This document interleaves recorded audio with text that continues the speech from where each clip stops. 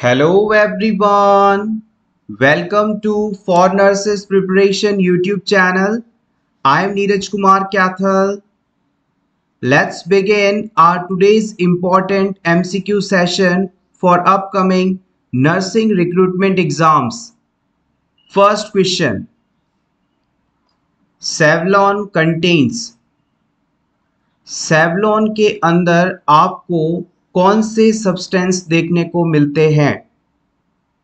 Cetrimide, chlorhexidine, cetrimide plus chlorhexidine plus butyl alcohol.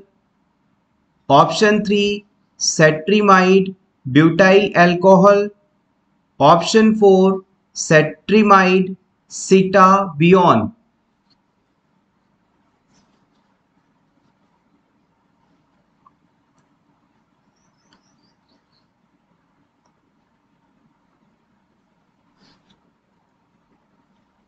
The right answer is option 1.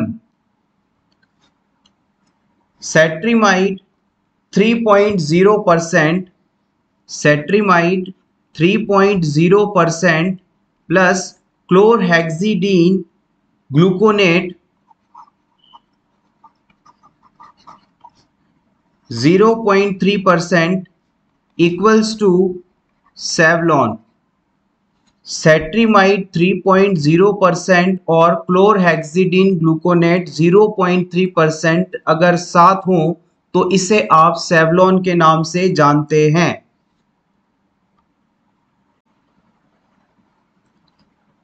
Next question. During the post operative period after surgery for a kidney transplant the client's creatinine level is 3.1 mg per dl. What should the nurse do first in response to this laboratory result? Question को पहले समझने की कोशिश कीजिएगा। सबसे पहली बात यहाँ पर कि आप किसी ऐसे क्लाइंट को केयर प्रोवाइड कर रहे हैं जिसके अंदर किडनी का ट्रांसप्लांट हुआ है। अब इस क्लाइंट के अंदर हमने क्रिएटिनिन का लेवल चेक कराया जो कि 3.1 mg पर dl के आसपास आता है। इस सिचुएशन में आप एज अ नर्स क्या करेंगे, ये आपसे पूछा जा रहा है। आपके ऑप्शंस हैं notify the health care provider, आप डॉक्टर को इन्फॉर्म करेंगे कि इसमें क्रिएटिनिन का लेवल 3.1 आया है, या फिर आप इस क्लाइंट में लगे इंट्रावीनस इन्फ्यूजन को चेक करेंगे कि क्लाइंट में आईवी फ्लूइड प्रॉपर तरीके से इन हो पा रहे हैं या नहीं, या फिर obtain current blood test result, आप ब्लड टेस्ट के रिजल्ट पता करेंगे। Option 4 assess for decrease urine output, या फिर आप किडनी यूरिन बना पा रही है या नहीं, इस चीज का असेसमेंट करेंगे। जब भी आपको क्वेश्चन दिया जाए तो आपको आंसर गैस करते समय हमेशा जो क्वेश्चन में मेंशंस कंडीशन है उसके रिगार्डिंग ही सोचना है। अगर आपको कंडीशन के बारे में सभी चीजें पता है तो आप इस कंडीशन को ही फोकस रखते हुए अपने आंसर को सेलेक्ट करेंगे।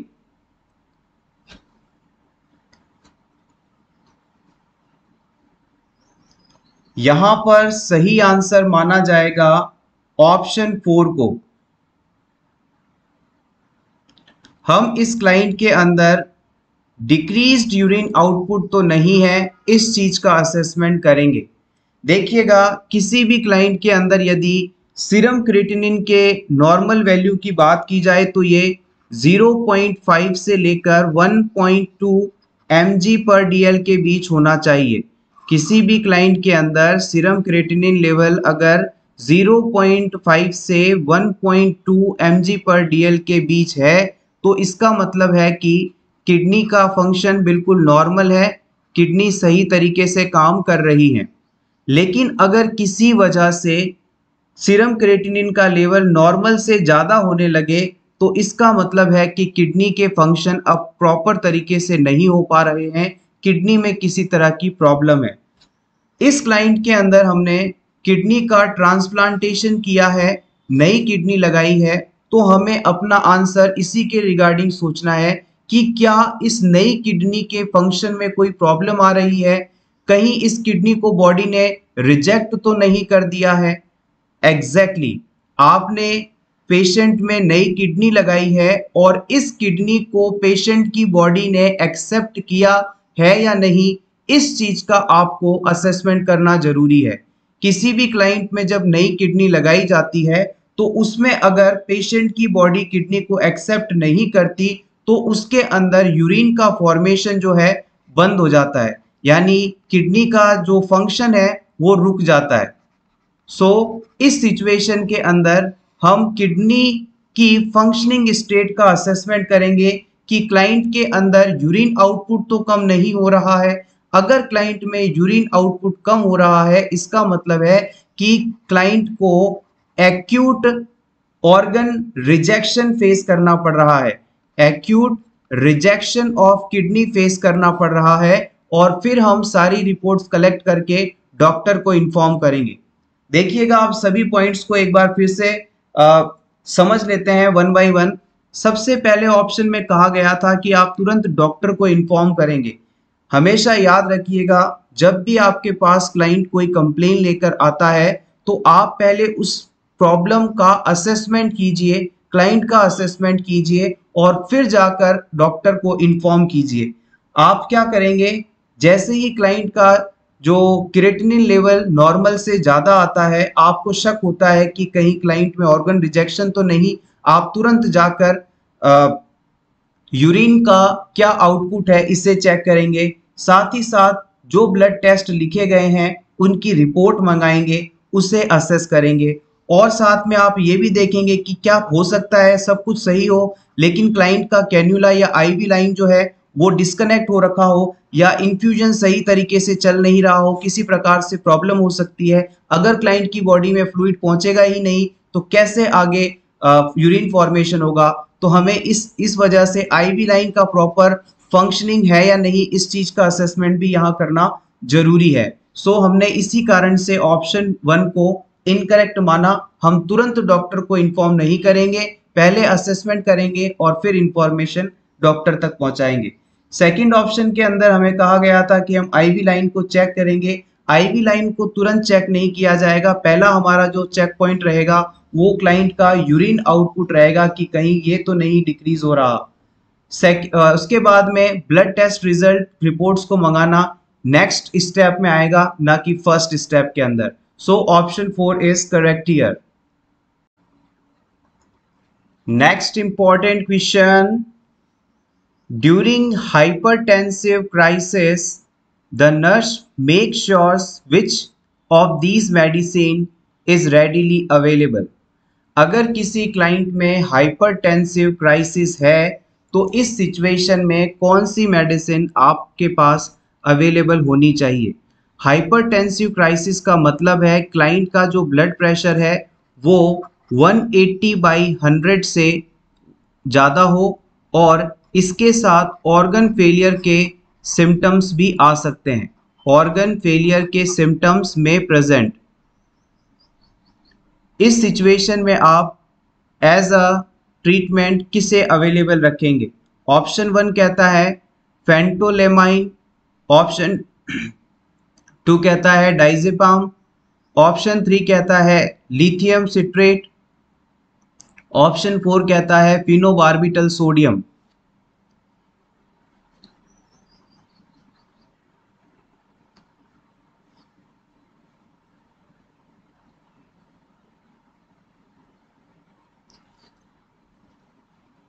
देखिएगा, जब भी किसी क्लाइंट के अंदर हाइपरटेंसिव इमरजेंसी सिचुएशन होती है, ब्लड प्रेशर इतना ज़्यादा बढ़ जाता है कि उसके जो दूसरे ऑर्गन्स हैं उन पर बहुत ज़्यादा दबाव पड़ता है और इस दबाव के कारण वो ऑर्गन्स डैमेज होते हैं, उनका फेलियर हो सकता है, ऑर्गन फेलियर हो सकता है और पर्सन की डेथ तक हो सकती है।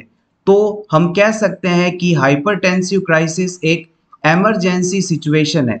इस इमरजेंसी सिचुएशन में जैसे ही हॉस्पिटल में आपके पास ये पेशेंट पहुंचेगा, आपको कोई ऐसी मेडिसिन देनी होगी इस समय जो तुरंत इस क्लाइंट के ब्लड प्रेशर को नॉर्मल कर दे। तो हम इस क्लाइंट को इंट्रावीनस रूट से कोई भी ऐसी मेडिसिन देंगे जो इस क्लाइंट के बीपी को नॉर्मल कर दे, ताकि ऑर्गन फेलियर या ऑर्गन डैमेज ना हो पाए। और इस पर्पज से सबसे सही और बेस्ट मेडिसिन यदि आपसे पूछी जाए तो ये है फेंटोलेमाइन, ऑप्शन 1 फेंटोलेमाइन। फेंटोलेमाइन मिसाइलेट जो है हाइपरटेंसिव क्राइसिस में एज अ एंटीडोट इस्तेमाल की जाती है। आप इस चाहे तो इस चीज को यहां पर नोट कर लीजिएगा, फेंटोलेमाइन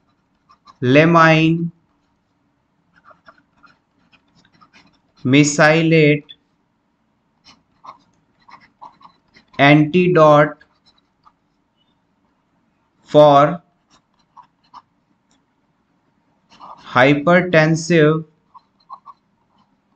इमरजेंसी। इस चीज को आप जरूर स्टार मार्क कर लीजिएगा। अपकमिंग नॉरसेट एग्जाम 2022 के लिए ये बहुत ही इंपॉर्टेंट पॉइंट रहेगा। अगर किसी क्लाइंट में हाइपरटेंसिव इमरजेंसी कंडीशन है तो उसके ट्रीटमेंट के लिए फेंटोलेमाइन मिसाइलेट का इस्तेमाल किया जाता है। Next question, the artery which supplies blood to the head and neck is। कौन सी आर्टरी हमारे हेड और नेक एरिया को ब्लड सप्लाई पहुंचाती है? Coronary, carotid, mesenteric, intercostal.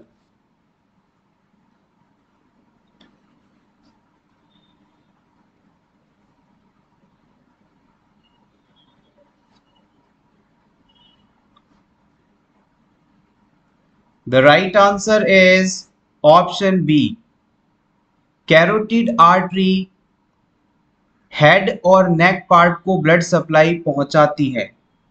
इसे चाहे तो आप नोट कर सकते हैं, right and left common carotid arteries supplies to the head and neck.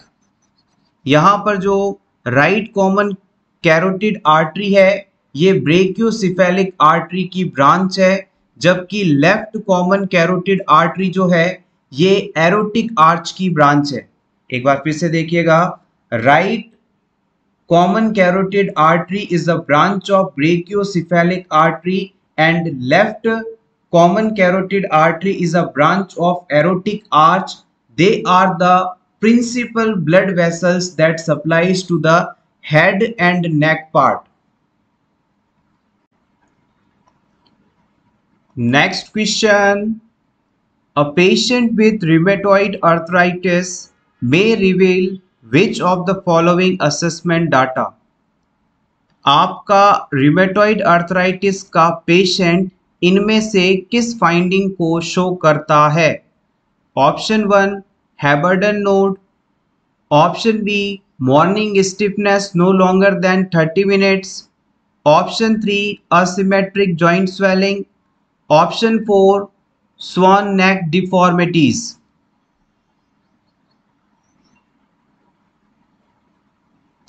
हैबर्डन node और बुचार्ड्स नोड को हम प्रीवियस क्लास में एक्सप्लेन कर चुके हैं। होपफुली आपने वो लेक्चर देखा होगा, वहां पर आपको कोई कंफ्यूजन नहीं होगा। इमेज के थ्रू हमने उस चीज को काफी समझाया भी था। देखिएगा यहां पर राइट आंसर माना जाएगा ऑप्शन 4 स्वान नेक डिफॉर्मिटीज। क्या है स्वान नेक डिफॉर्मिटी, आइए इसके बारे में जान लेते हैं। मान लीजिए किसी रूमेटॉइड अर्थराइटिस से सफरिंग पेशेंट के हाथ में आप जब गौर करेंगे तो इस पेशेंट की जो फिंगर्स हैं उस फिंगर का जो डिस्टल इंटरफेरेंजियल जॉइंट है, यानी कि उंगली का पोर के पास वाला हिस्सा, वहां पर तो आपको फ्लेक्शन देखने को मिलेगा, यानी कि ये उंगली फोल्ड हुई दिखेगी, आगे की तरफ झुकी हुई दिखेगी। जबकि इससे नीचे वाला जो जॉइंट है जिसे आप प्रॉक्सिमल इंटरफेरेंजियल जॉइंट के नाम से जानते हैं, यहाँ पर हाइपर एक्सटेंशन देखने को मिलेगा, यानी ये पीछे की तरफ मुड़ी हुई, उभरी हुई सी, खुली हुई सी दिखाई देगी। तो इस प्रकार से ये डिफॉर्मिटी अगर किसी क्लाइंट की फिंगर में मौजूद है तो इसे हम स्वान नेक डिफॉर्मिटी के नाम से जानते हैं। Swan neck deformity. Next question, before placenta functions, the corpus luteum is primarily source for synthesis of which of the following hormone? Placenta जब तक अपना फंक्शन शुरू नहीं कर देता तब तक कॉर्पस ल्यूटियम के द्वारा किस हार्मोन का निर्माण किया जाता है? प्रेगनेंसी के दौरान 12 सप्ताह के बाद प्लेसेंटा अपनी फंक्शनिंग को शुरू करता है। प्लेसेंटा के शुरू होने से पहले ग्राफियन फॉलिकल्स जो कि कार्पस ल्यूटियम में कन्वर्ट हुई हैं लगातार दो इंपॉर्टेंट हार्मोन्स का सिक्रीशन करती हैं जो कि प्रेगनेंसी को मेंटेन करके रखते हैं। इनमें एस्ट्रोजन और प्रोजेस्टेरोन दोनों ही इंपॉर्टेंट हैं। तो हम कह सकते हैं कि एस्ट्रोजन और प्रोजेस्टेरोन दो ऐसे हार्मोन्स हैं जो कि प्लेसेंटा जब तक फंक्शनिंग स्टेट में नहीं आता तब तक प्रेगनेंसी को मेंटेन करवाते हैं और ये दोनों हार्मोन्स कॉर्पस ल्यूटियम से सिक्रीट होते हैं। Next question, abortion occurs up to. आपको बताना है कि एबॉर्शन टर्म का इस्तेमाल कितने सप्ताह की प्रेगनेंसी तक यदि फीटल डेथ हो तो किया जाता है? 32 week, 24 week, 36 week, 40 week.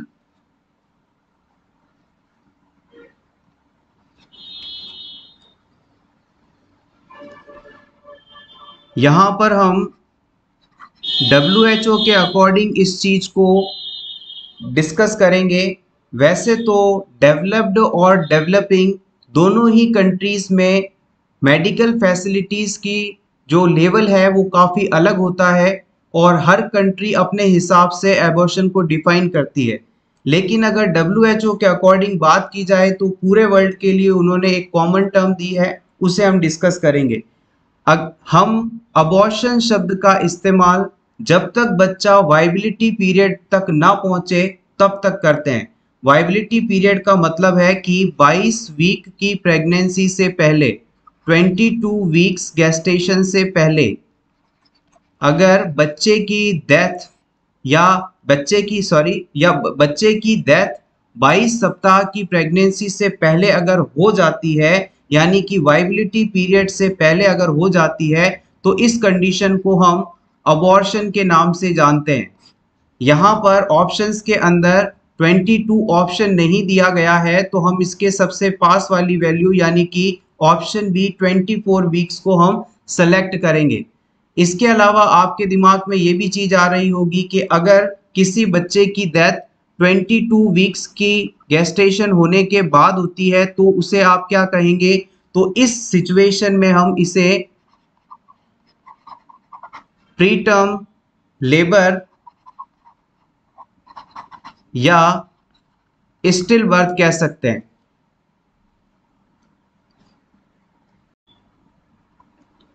Next question, which of the following is the most common site of metastasis in lung cancer?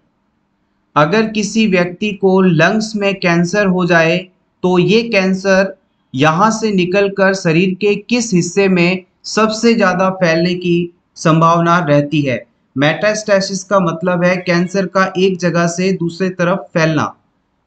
Lungs से निकलकर कैंसर सबसे ज़्यादा किडनी में फैलता है, स्टमक में फैलता है, लीवर में फैलता है या फिर स्प्लीन में फैलता है?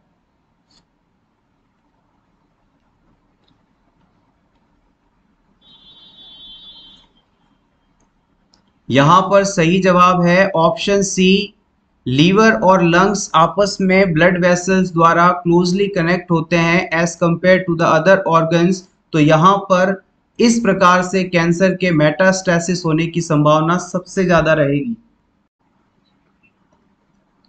Next question, immediately following a removal of chest tube, the nurse would, किसी क्लाइंट में चेस्ट ट्यूब निकालने के तुरंत बाद नर्स की क्या इमीडिएट ड्यूटी होती है ये आपको बताना है।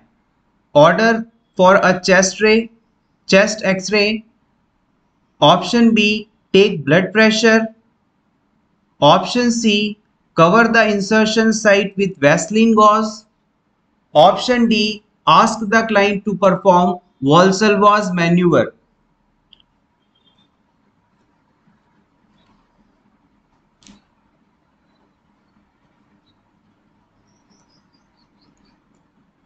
The right answer is option C, cover the insertion site with the Vaseline gauze। जब भी किसी क्लाइंट के लंग्स और चेस्ट वॉल के बीच में पस, blood, air, fluid, lymph fluid, इनमें से कोई भी चीज एबनॉर्मली एक्यूमुलेट हो जाए तो इसे वहां से ड्रेन आउट करने के लिए चेस्ट ट्यूब लगाई जाती है। अब इस क्लाइंट के अंदर ड्रेनेज कंप्लीट हो चुका है, हमें चेस्ट ट्यूब निकालनी है। तो इस सिचुएशन में चेस्ट ट्यूब को जब रिमूव किया जाता है तो हम क्लाइंट से कहते हैं कि जैसे ही हम इस ट्यूब को बाहर की तरफ खींचेंगे, निकालेंगे, तो आप वाल्सलवा मैन्यूवर परफॉर्म करेंगे। वाल्सलवाज मैन्यूवर जो है चेस्ट ट्यूब को रिमूव करने के दौरान इस्तेमाल किया जाता है, ना कि चेस्ट ट्यूब को रिमूव करने के बाद। So option D is incorrect here. Valsalva's manoeuvre क्या है? वाल्सलवाज मैन्यूवर एक ऐसा प्रोसेस है जिसमें हम क्लाइंट को डीपली ब्रीथ इन करने के लिए कहते हैं और फिर उसे इससे डीप ब्रीथ इन करने से इंट्रा एब्डोमिनल प्रेशर बढ़ जाता है, इंट्रा थोरेसिक प्रेशर बढ़ जाता है और फिर पेशेंट की नोज को पिंच करके फोर्सफुली एयर को हम माउथ के थ्रू बाहर निकालने के लिए कहते हैं और इसी दौरान हम अचानक ट्यूब को चेस्ट एरिया से बाहर निकाल देते हैं। This is called the Valsalva's manoeuvre.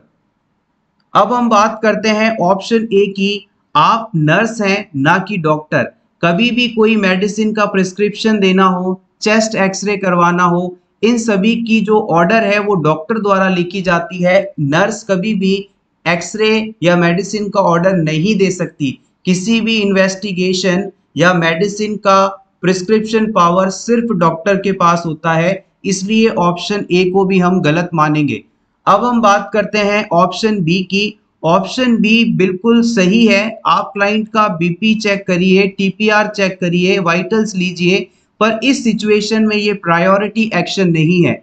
आप जैसे ही क्लाइंट में लगी चेस्ट ट्यूब को बाहर की तरफ निकालते हैं, इस सिचुएशन में तुरंत आपको वैसलीन गॉज से जिस जगह पर ट्यूब इंसर्टेड थी उस एरिया को सील कर देना है, बंद कर देना है। उस एरिया से एयर की एंट्री नहीं होने देनी है लंग्स के अंदर। अगर इस होल को आपने खुला छोड़ दिया तो यहाँ से जो एयर है वो लंग्स में चली जाएगी और लंग्स में पहुंचने के बाद ये लंग्स को कोलैप्स करवा देगी।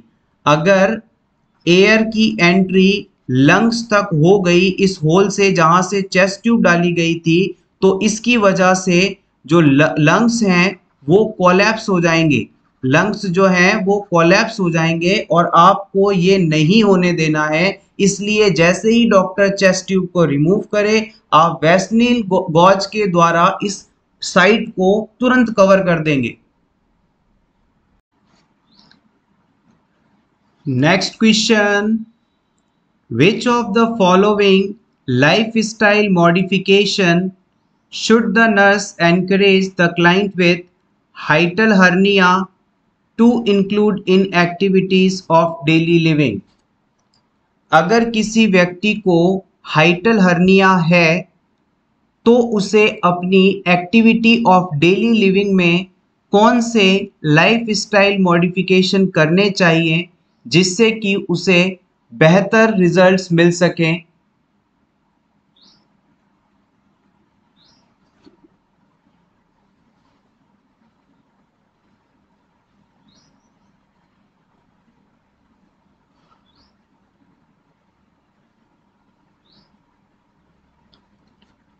इस क्वेश्चन का आंसर जानने से पहले हम बात करना चाहेंगे कि एग्जैक्टली हाइटल हर्निया होता क्या है। हर्निया शब्द का अगर आप जनरल मतलब जानना चाहें तो इसका मतलब होता है शरीर के किसी हिस्से का अपनी जगह से हटकर कहीं बाहर शिफ्ट हो जाना, यानी कि normally placed organ is bulge out from its normal place, it's called hernia. अब हाइटल हर्निया जो है ये आपके स्टमक से संबंधित है, इसे समझ लेते हैं। नॉर्मल एनाटॉमी के अंदर क्या होता है, जैसे मान लीजिए ये क्लाइंट है, ये क्लाइंट का ईसोफेगस है, यहाँ पर क्लाइंट के लंग्स पाए जाते हैं, दीज आर द लंग्स। यहाँ क्लाइंट का हार्ट होता है ऑब्लिक पोजीशन में, और यहाँ पर डायफ्राम होता है जो कि रेस्पिरेशन में मदद करता है। और फिर ये ईसोफेगस इस डायग्राम से अंदर होते हुए एब्डोमिनल कैविटी में जाती है, जहाँ पर ये स्टमक में जाती है, फिर इससे आगे ड्यूडेनम आदि स्ट्रक्चर्स होती हैं। अब मान लीजिए ये तो बात हुई नॉर्मल सिचुएशन की, लेकिन अगर किसी क्लाइंट को यदि हाइटल हर्निया हो जाए तो क्या होगा। हाइटल हर्निया के केस के अंदर स्टमक का कुछ हिस्सा डायफ्राम को क्रॉस करते हुए थोरेसिक कैविटी में पहुंच जाएगा। नॉर्मली क्या था कि जो स्टमक था वो एब्डोमिनल कैविटी में था पूरी तरह से, लेकिन हाइटल हर्निया होने के बाद स्टमक का कुछ हिस्सा थोरेसिक कैविटी में लंग्स के पास पहुंच जाता है और मैक्सिमम पार्ट जो है नीचे की तरफ ही रहता है। This is called the हाइटल hernia. This is called the हाइटल hernia. अब इस सिचुएशन में आप क्लाइंट को कौन से लाइफस्टाइल मॉडिफिकेशन के लिए कहेंगे जो कि इसके लिए बेनिफिशियल होगा, आंसर बताइएगा।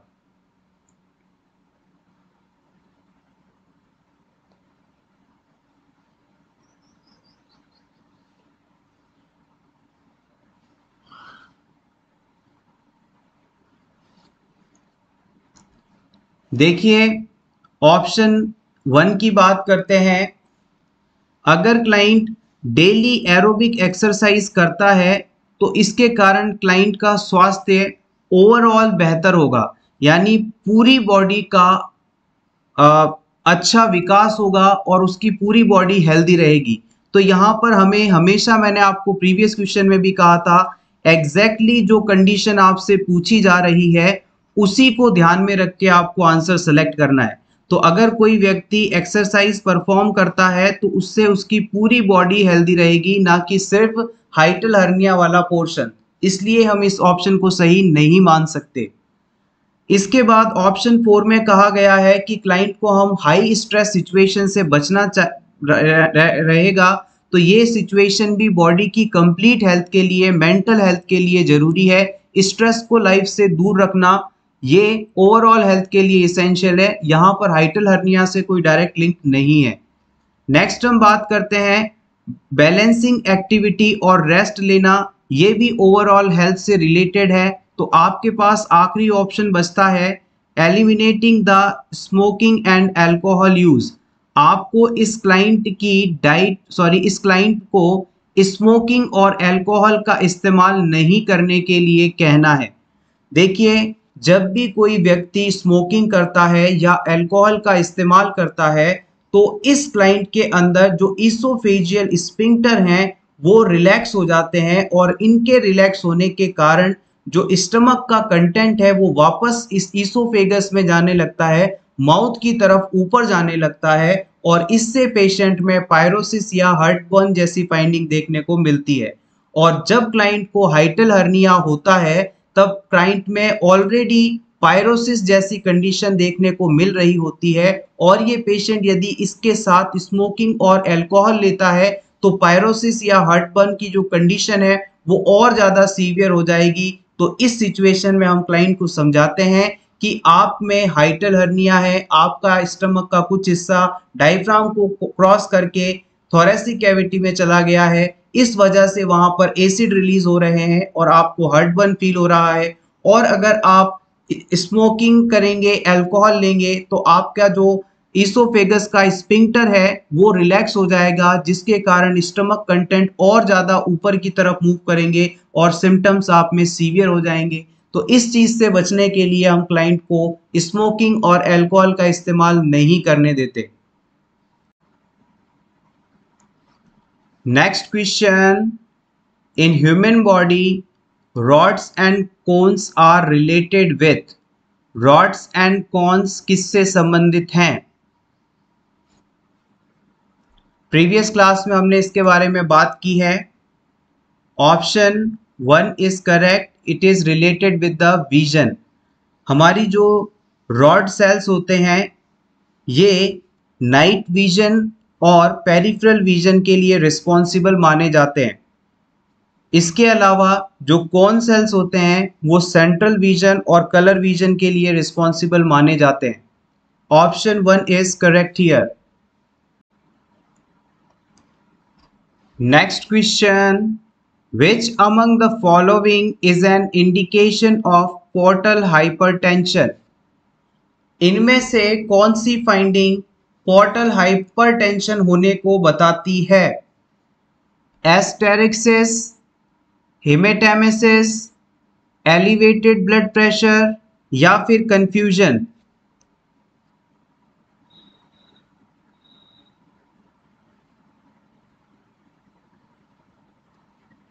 एस्टेरिक्सिस का मतलब होता है फ्लैपिंग हैंड ट्रिमर्स, यानी हाथों में कंपन का होना, हाथों का कांपना। हेमेटेमेसिस का मतलब है वॉमिटिंग में ब्लड की presence.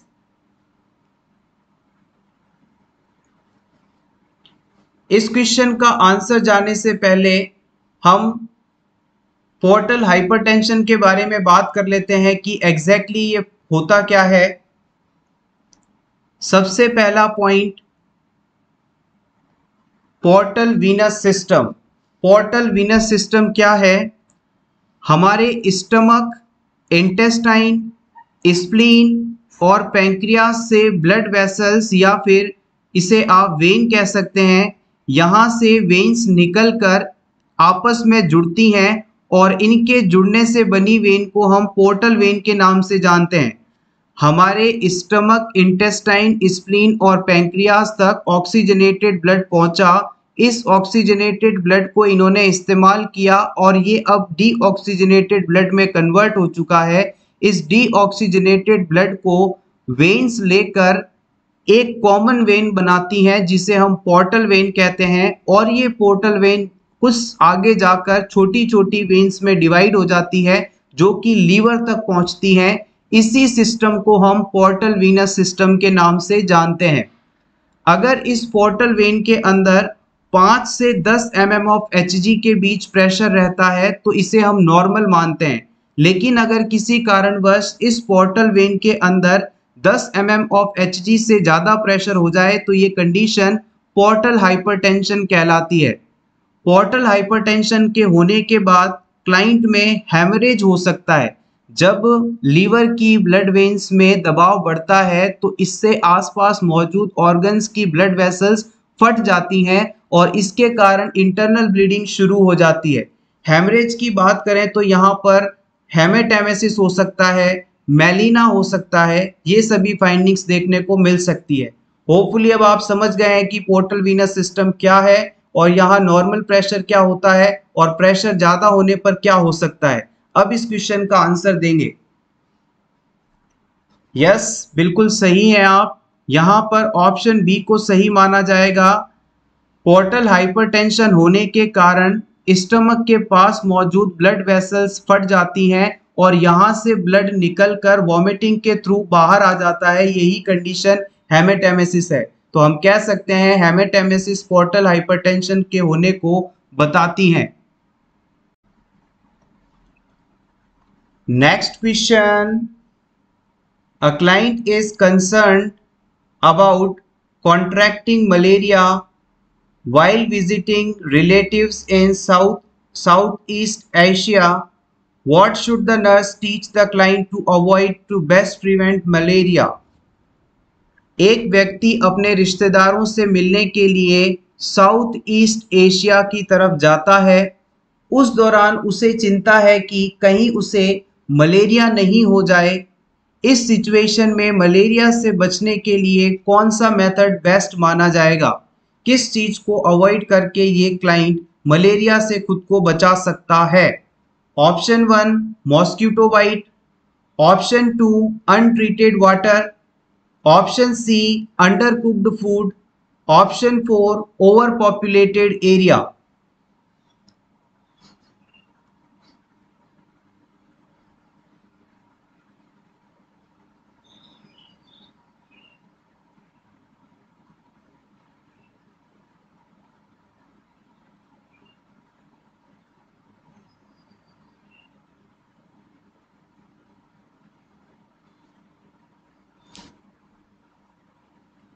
The right answer is option 1 mosquito bite.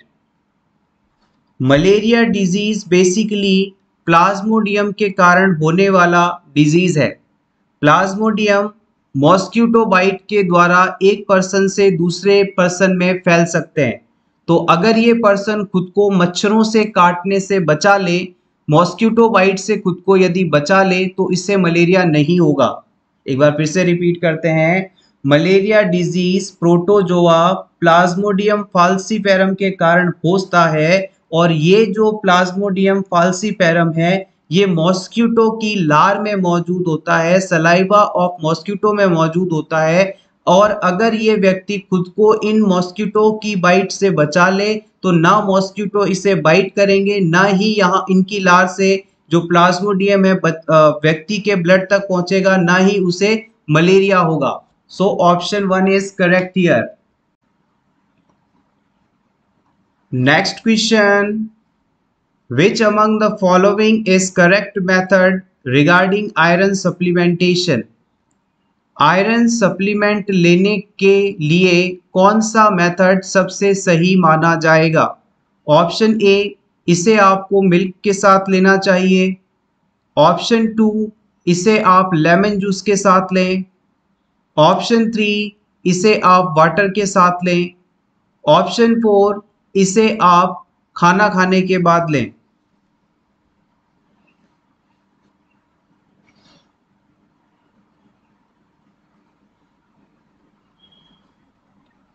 The right answer is option 2, take it along with lemon juice. जब भी आपको आयरन सप्लीमेंट लेने हो तो इसे आप विटामिन सी के साथ लें। विटामिन सी जो है आयरन के एब्जॉर्प्शन को बढ़ाता है। यानी आप अगर आयरन टैबलेट या आयरन लिक्विड फॉर्म में लेते हैं और उसके बाद यदि विटामिन सी लें तो पूरा आयरन आपकी इंटेस्टाइन में एब्जॉर्ब हो जाएगा, जल्दी से अवशोषित हो जाएगा और आपकी रिक्वायरमेंट पूरी हो जाएगी। तो हमेशा याद रखें, लेमन है, ऑरेंज है, जितने भी खट्टे फल होते हैं उन सभी में विटामिन सी पर्याप्त मात्रा में पाया जाता है और ये आयरन एब्जॉर्प्शन को बढ़ाता है। इसलिए आयरन हमेशा विटामिन सी के साथ लेना चाहिए। Next question, for assessing rectum position given to the patient. अगर किसी क्लाइंट में हमें रेक्टम एरिया का असेसमेंट करना हो तो उसे कौन सी पोजीशन देना सबसे बेहतर माना जाएगा? Sims position, knee chest position, या option A and B both, या फिर लिथोटॉमी पोजीशन?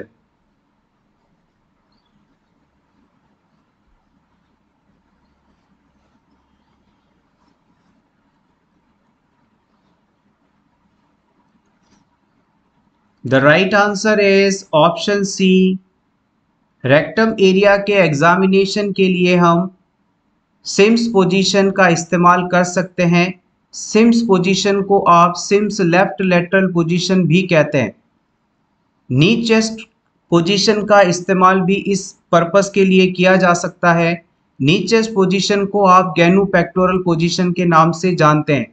इन दोनों ही पोजीशन में क्लाइंट को प्लेस करने पर रेक्टम एरिया का कंप्लीट विजुअलाइजेशन हो पाता है। Next question, a nurse is caring for a client with diagnosis of benign prostatic hyperplasia.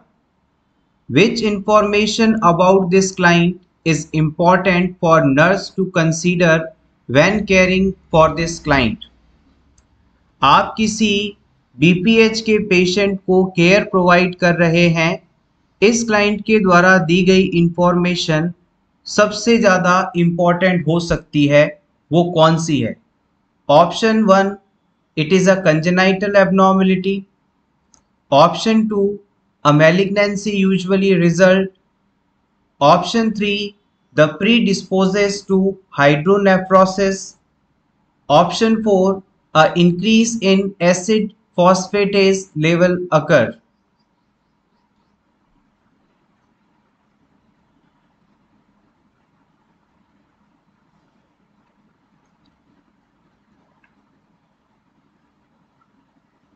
Priority के बेसिस पर आप इस क्वेश्चन का आंसर देंगे।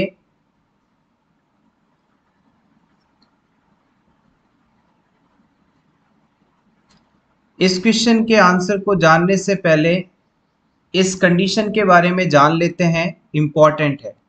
आपके सामने इस इमेज के अंदर डायग्राम में आप देख सकते हैं कि ये दो हमारी किडनीज हैं। इनके थ्रू जो ये पाइप्स आगे निकल रहे हैं, इन्हें आप यूरेटर्स कहेंगे। ये यूरेटर ब्लैडर में जाकर खुल रहे हैं। ब्लैडर जो कि temporary reservoir of the urine कहलाता है, और इस ब्लैडर से आगे यूरेथ्रा निकल रहा है, जहां से हम यूरिन को बॉडी से एक्सक्रीट आउट करते हैं, पास करते हैं। इस यूरेथ्रा की नेक पर आप देखेंगे रेड कलर की एक स्ट्रक्चर बनी हुई है। इसे हम प्रोस्टेट ग्लैंड के नाम से जानते हैं। 50 साल की उम्र होने के बाद मेल्स के अंदर इस प्रोस्टेट ग्लैंड का साइज नॉर्मली बढ़ने लग जाता है। जब तक इसका साइज नॉर्मल से थोड़ा ज़्यादा बढ़ता है तब तक तो कोई प्रॉब्लम की बात नहीं है, लेकिन कुछ समय बाद एक ऐसी स्टेज आती है जब इस ग्लैंड का साइज इतना ज़्यादा बढ़ जाता है कि इस क्लाइंट का जो यूरेथ्रा है, जहाँ से ये यूरिन पास करता था, वो इस ग्लैंड के बढ़ने के कारण कंप्लीटली ऑब्स्ट्रक्ट हो जाता है, ब्लॉक हो जाता है। अब मान लीजिए क्लाइंट का यूरेथ्रा ब्लॉक हो चुका है, मतलब क्लाइंट बाहर यूरिन पास नहीं कर पा रहा है। इस सिचुएशन में क्या होगा? क्लाइंट की बॉडी के अंदर अब यूरिन जो है रुकने लगेगा, क्लाइंट का पूरा ब्लैडर फिल हो जाएगा। अब ब्लैडर फुल हो चुका है लेकिन यूरिन आगे जा नहीं पा रहा, तो अब ये यूरिन वापस ऊपर की तरफ मूव करेगा, यूरेटर्स में फुल होगा, फिर किडनी के अंदर जाएगा, फिर किडनी के अंदर ये फुल होने लगेगा और इससे किडनी का साइज भी बढ़ने लगेगा। यूरिन जब ब्लैडर से आगे बाहर नहीं निकल पा रहा है तो ये वापस किडनी की तरफ ऊपर की तरफ मूवमेंट करता है। इस कंडीशन को हम हाइड्रोनेफ्रोसिस कहते हैं। इस कंडीशन को आप क्या कहते हैं?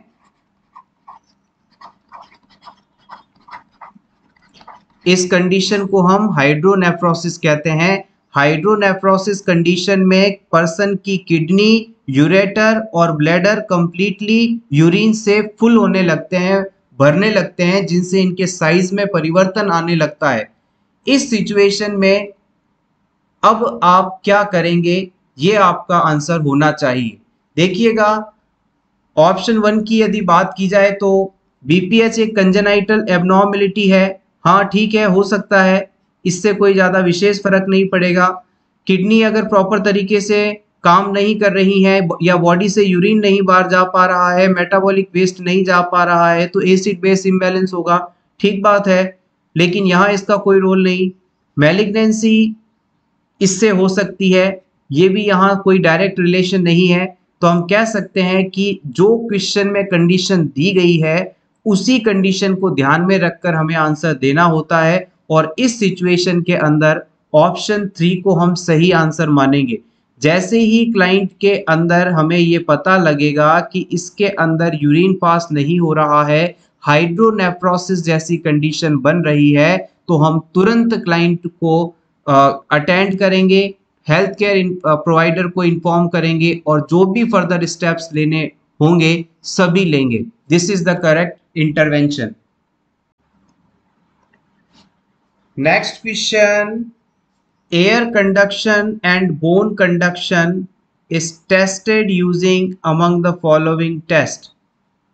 हमारे हियरिंग प्रोसेस के असेसमेंट के दौरान एयर कंडक्शन और बोन कंडक्शन दोनों किस टेस्ट द्वारा जांचे जाते हैं? Weber, Rinne, Romberg, Alice.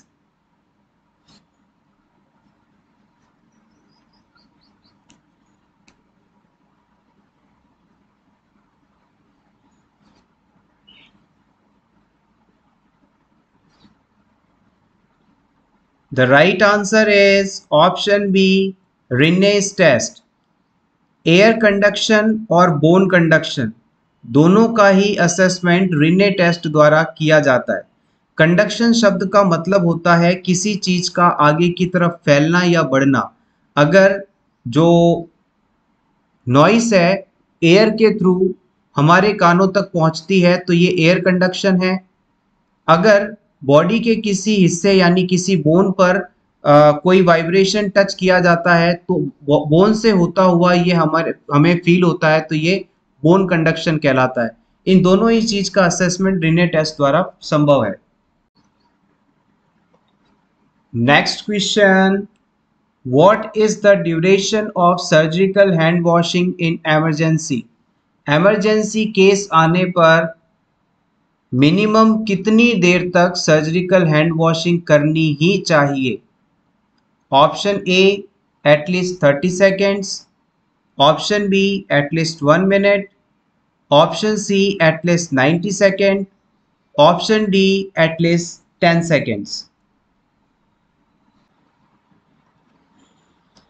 Next question, what is the best way to assess the pattern of breathing in a unresponsive patient? अगर किसी अनरिस्पॉन्सिव यानी बेहोश व्यक्ति की रेस्पिरेशन का असेसमेंट आपको करना हो तो कौन सा बेस्ट मेथड है? Option A observe chest expansion, आप उस पेशेंट के चेस्ट को देखेंगे कि वो कितना ऊपर जा रहा है, कब ऊपर जा रहा है, इस चीज का असेसमेंट।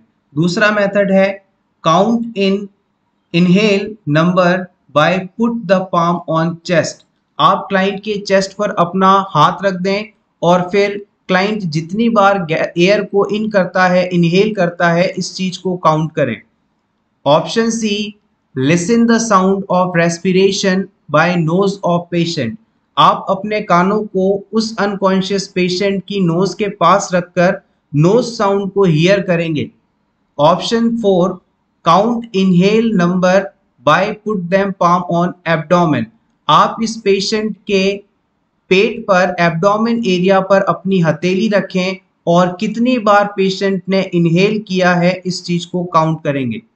अनरेस्पॉन्सिव अनकॉन्शियस पेशेंट में यदि आपको रेस्पिरेशन काउंट करना हो तो कौन सा मेथड बेस्ट रहेगा ये आपको बताना है।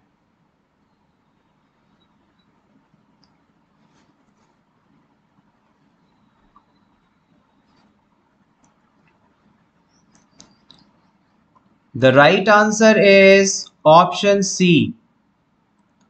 जब भी हम किसी अनरिस्पॉन्सिव क्लाइंट की बात करते हैं तो हमेशा याद रखिएगा इस तरह के पेशेंट्स में रेस्पिरेशन बहुत ही शैलो हो सकता है।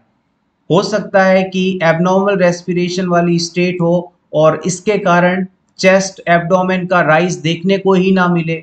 तो ऐसी सिचुएशन से प्रिवेंट करने के लिए खुद को आप ये करेंगे कि आप अपने ईयर को क्लाइंट की नोज के पास लेकर जाएंगे और नोज से जब भी इनहेलेशन या एक्सहेलेशन होगा तो कोई ना कोई साउंड जनरेट होगी। स्पेशली एक्सहेलेशन के समय आप इस साउंड को कंटिन्यूअसली काउंट करके प्रॉपर रेस्पिरेशन काउंट कर सकते हैं। Next question, tracheostomy is done in which tracheal ring? Tracheostomy किस ट्रेकियल रिंग के बीच परफॉर्म की जाती है? Read the options and put your answers into the comment section. Waiting for your responses.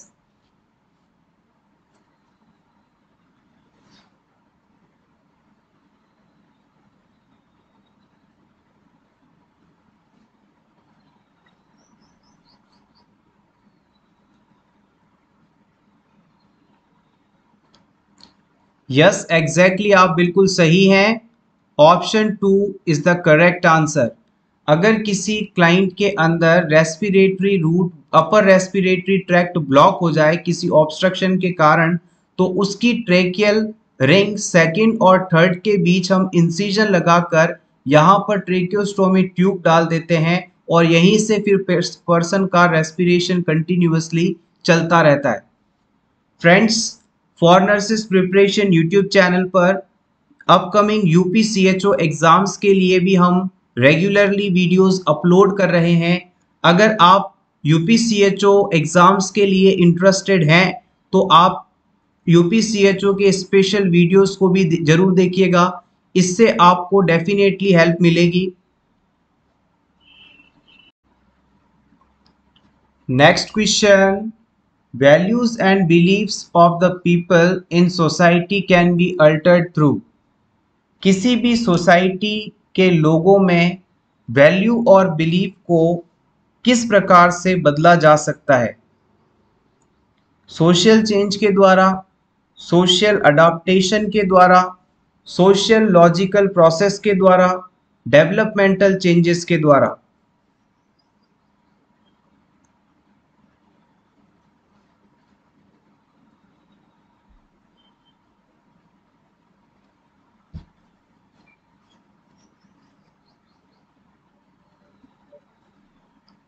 The right answer is option A. हम social change लाकर लोगों के values और belief यानी उनके विश्वास को बदल सकते हैं। Option A correct. Next question, day time toilet training completed at. Toilet training किस मंथ की एज पर कंप्लीट हो जाती है? 30 मंथ्स, 36 मंथ्स, 24 मंथ्स या 26 मंथ्स?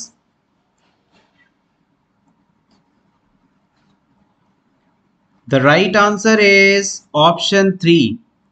याद रखिएगा, बच्चों के अंदर 18 महीने की उम्र होने पर हम टॉयलेट ट्रेनिंग शुरू करवाते हैं, जो कि जनरली 24 मंथ्स तक कंप्लीट हो जाती है। Option 3 is correct. Next question, which of the following term should the nurse use to document the patient's black tarry stool? अगर किसी पेशेंट में ब्लैक कलर टैरी स्टूल देखने को मिले तो ये कंडीशन क्या कहलाएगी? हेमेटेमेसिस, स्टेटोरिया, हेमेटोचीजिया या फिर मेलिना?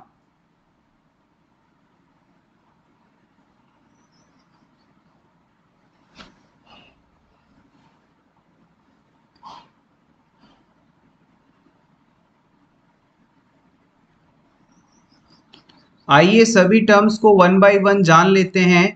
सबसे पहले हम बात करते हैं हेमेटेमेसिस की।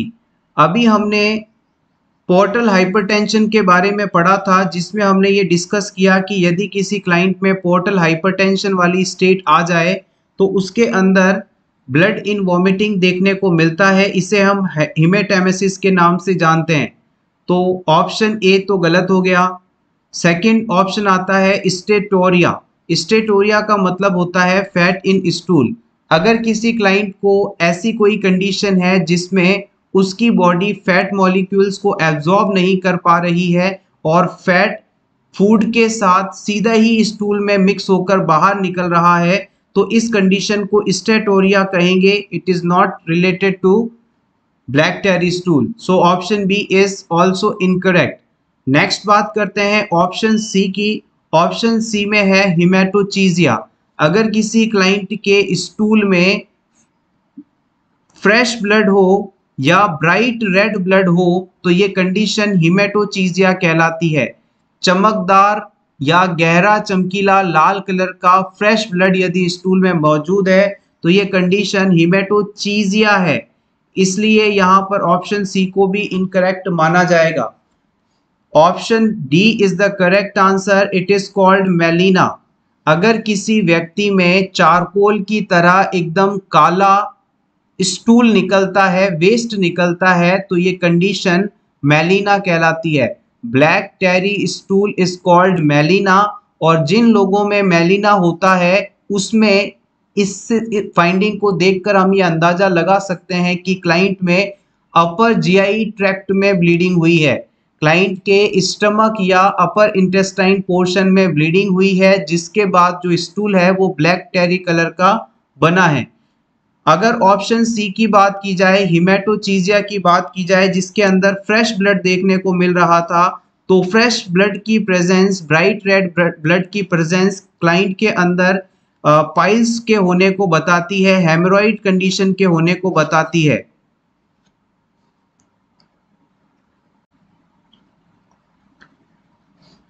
नेक्स्ट हम बात करेंगे इंपॉर्टेंट मेडिसिन हेपेरिन की। हेपेरिन एक एंटीकोगुलेंट मेडिसिन है, यानी कि ऐसी मेडिसिन जो कि ब्लड क्लॉट के फॉर्मेशन को रोकती है, ब्लड क्लॉट फॉर्मेशन को रोकती है, थक्का नहीं बनने देती।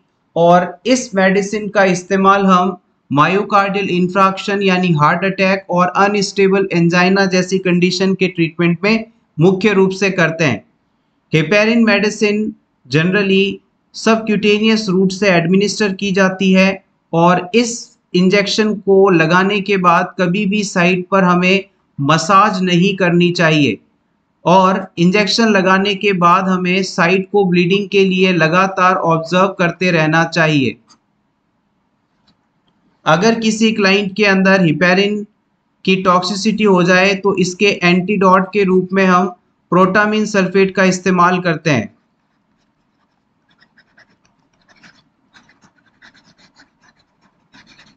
ये सबसे इंपॉर्टेंट चीज है, यहां से इस क्वेश्चन को प्रीवियस एग्जाम में कई बार पूछा गया है और आगे भी पूछा जा सकता है। नेक्स्ट इंपॉर्टेंट ड्रग है हाइड्रोकॉर्टिसोन।